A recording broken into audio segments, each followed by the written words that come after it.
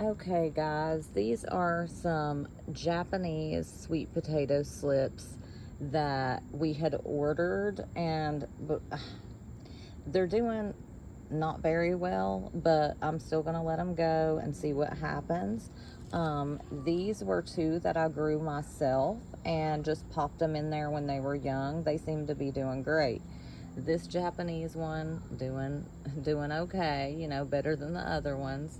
And this one was a homegrown slip. It seems like the homegrown ones just do better than the mail order. We got some tomatoes coming along, but next year what I've learned is to bury them way more deeper. I'm definitely not using tomato cages whatsoever. They were useless, absolutely useless.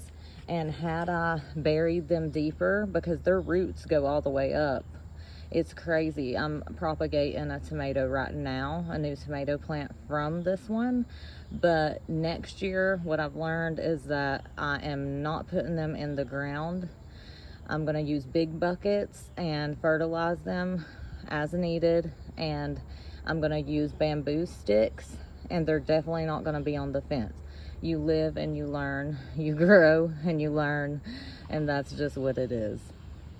I got a little grapevine right here coming along, about a year old, not too old. And guys, this is vine borer damage on a pink pumpkin. Once it gets that vine borer damage, yes, you can dissect it, bandage it up, it'll still grow, but then you're gonna get something like this that's stunted. So next year I'm doing it all different with my pumpkins. They are not going into this hard clay ground whatsoever. I'm going to use all raised beds and buckets for everything, literally. And these are homegrown Bougard sweet potato slips that I grew from an organic potato. They are in a tire, which is toxic, guys. So what goes in here, I can't eat. But what goes up here into the raised bed, I'm going to let its little nodes all have roots where the leaves are, and it can produce some up there that we could eat. But that's another lesson I learned this year growing, my second year in. And when I tell you guys, I threw this garden bed up so quick. I didn't realize it was this big, but we threw this together really quick. It'll look better next year. But I kind of want to show you how these slips are working, because when I tell people that when I order the sweet potato slips, they come as little sticks, but then they grow out new growth. So if you can put them in water for a bit and then put them in here, they'll do great. Next year, this garden bed will look a lot better. It'll be healthier. And this is going to be my sweet potato bed. But yeah, the little sticks are coming along. The little sweet potato slip, this one has new growth. Thank goodness. But yeah, we kind of threw this together like in one day, and I think it'll do better next year. And then we got our potato projects, right? Don't mind this dust. I'm trying to dust for potato bugs. But these are russets. We've got Yukon Gold. We've got fingerlings. Here's a little dead leaf. Let me get that. We got fingerlings. We got grow bags. These are russets. These are some more fingerlings. And then we did trash bag fingerlings. And honestly, I can't wait to see what's up under here. They take a little bit less time than the russets. So I'm excited to see a really good potato harvest, because I've spent a lot of time trying to figure out how potatoes work and all that. They're the exact opposite from a sweet potato though. They ain't even the same thing. But my biggest thing that I learned over the past 2 years is that cucumbers need to grow up. They don't get as diseased as much. You can just literally look at that. Their tendrils are like little arms and can hold the weight of the cucumber, and they will go everywhere. And you can go right into your trellis and harvest, or however you'd like to do it. I did have a blue pumpkin plant, which, like I said, I'm doing it all different next year. This one don't have vine borer damage, but it ended up coming over here getting real healthy once it started growing up. So I'm thinking about starting to grow all my pumpkins up, or at least in a flat raised bed with some fans, because each time I get a pretty little guy like this, a female, which would turn into a pumpkin, the heat is either took it off or it wasn't healthy enough. So you live, you learn, you grow, you learn. Don't mind the dust. That's just to try to help with the squash vine borers. But I'm telling you, these little things have a mind of their own. Their tendrils, that one right there, you see that little female flower? That one didn't make it, probably from too much heat. So I'm gonna pop that off there. And if they're ever growing a secondary shoot, usually pinch it off.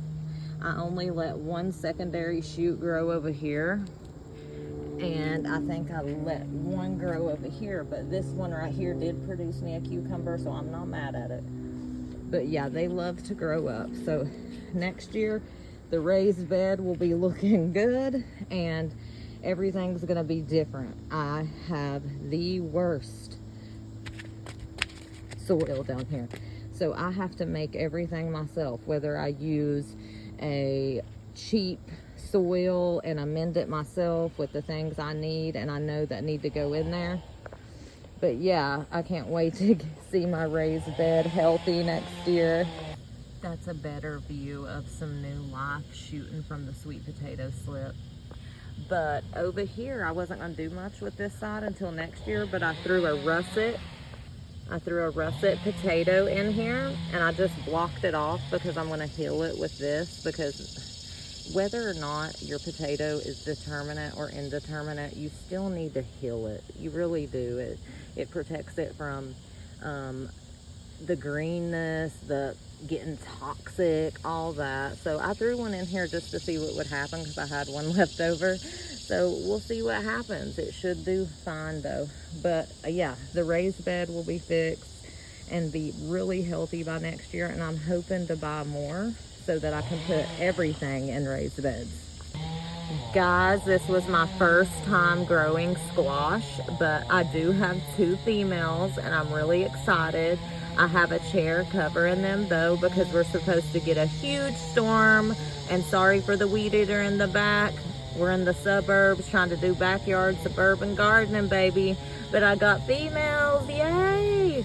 That little guy right there, once pollinated, will turn into a crooked neck squash. And I got about 4 of these, and I'm gonna do these up next year. I don't like that they're laying on this hard clay soil whatsoever. And guys, this is vine borer damage. I could tell, even though I give them shots per week, I don't spray them like I did last year. But yeah, this is what happens, vine borer damage. The other leaves can be looking okay, but once you see this, you know you've been attacked, and it looks like it may have entered or left there. But yeah, that was just one leaf I seen over there. I was like, oh man. So it must have got in here and then escaped because I don't see anything in there anymore. So we're gonna throw this away so it don't damage anything else. I don't expect to get anything out of these this year. I'm just letting them keep going so I can learn more for next year. Happy gardening, guys. And I cannot forget this little plant my mama left me when she came to visit, and it's trellising up. I wish it would last forever and ever and ever because my mommy gave it to me. But yeah, I have some raspberries and blackberries in the front, and I also have some on the back as well. I'll show you them more once they grow a bit older.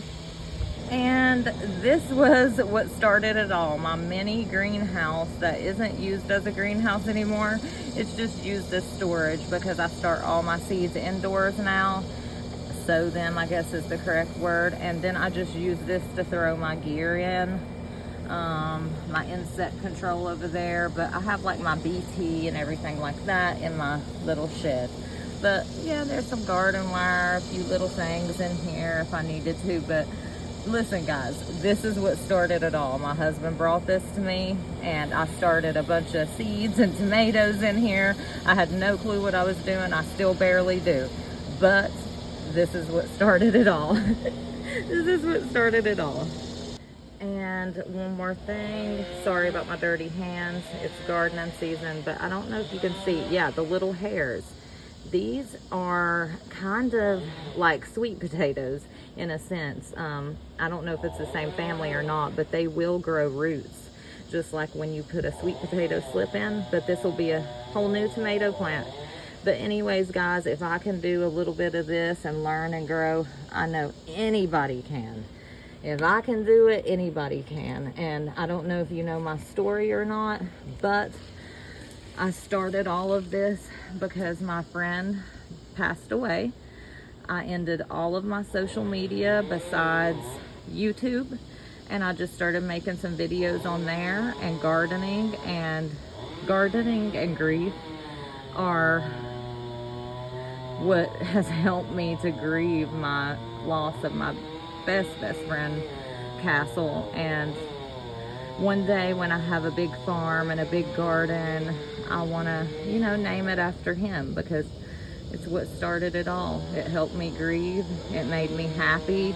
And any type of gardening, whether you have a backyard in the suburbs like me, or you live in an apartment, it's all able, you can do it all. You can do it all, and it's good for your soul. Why pick up a phone the first time that you open your eyes in the morning? And instead of that, I go out here and I sit, I drink my coffee, and I hang out with my plants and my kids, and I just love it. But anyways, my mama always loved sweet potatoes because of the leaves, and they were shaped like little hearts. So right now I'm thinking about my late grandma. But anyways, it's good for the soul.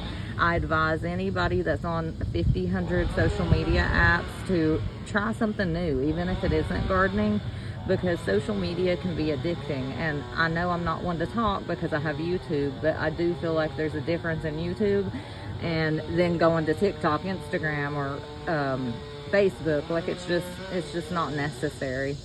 But anyways, it worked for me, and I hope that it helps somebody else.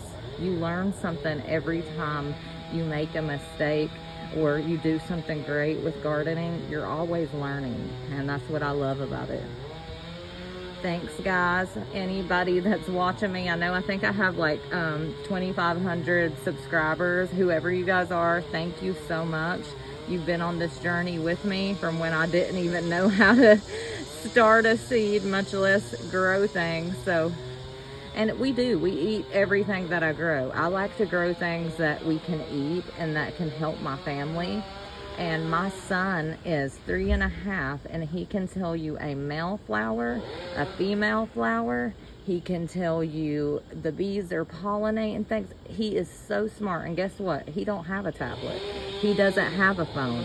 He does all this stuff. He's all boy. He don't care about no screen time. He wants to be in the garden with mama, and that makes me so happy. I wish I could have done that with my daughter when she was younger, but times are different. Anyways, guys, I hope I could help somebody out there.